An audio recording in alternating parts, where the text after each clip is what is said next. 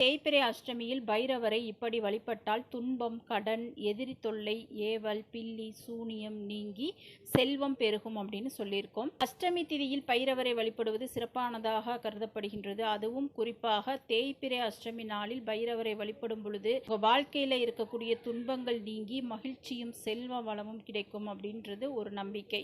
மேலும் இந்த பண கஷ்டம், கடன் தொல்லை, எதிரிகளால் அளவுக்கு அதிகமான மன உளைச்சலில் இருக்கிறீங்க, யாராவது உங்களை பணம், சொத்து இதெல்லாம் பறிச்சுட்டு ஏமாத்திட்டாங்க அப்படின்னா நீங்கள் முழுமையாக மனதார வழிபட வேண்டிய தெய்வம் கால பைரவர் தான். அவரை இந்த தேய்பிறை அஷ்டமியில் வழிபடும் பொழுது அந்த இழந்த அனைத்தும் உங்களுக்கு திரும்ப கொடுப்பதோடு அவர்களை தண்டிக்கவும் செய்வார் இந்த கால பைரவர்.